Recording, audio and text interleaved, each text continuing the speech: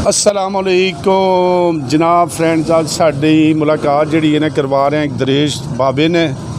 बाबे होरी जनाब हिकमत भी करते रहे ने, बहुत मशहूर शख्सियत ने।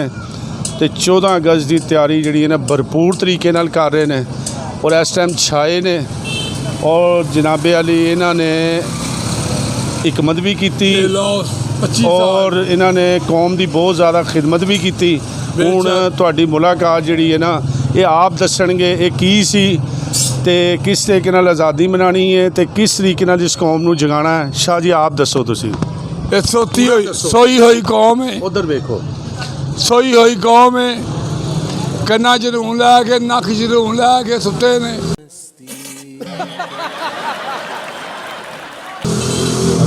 नक्क च भी रूं लिया इन्होंने, कन्ना च भी लिया है। अच्छा, इंज से मुर्दा कौम है।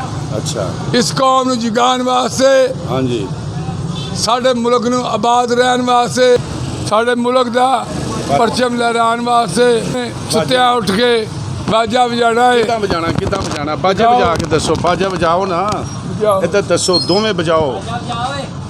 किस तरह जागेगी? सुती हुई कौम नूं जगाण वास्ते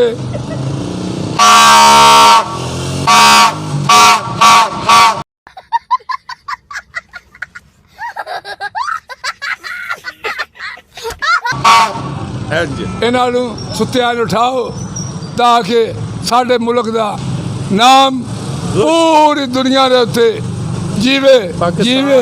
पाकिस्तान जिंदाबाद। बाजा बजाओ ना, जागो।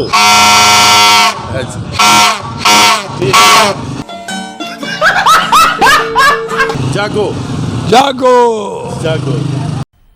मज़ा आया।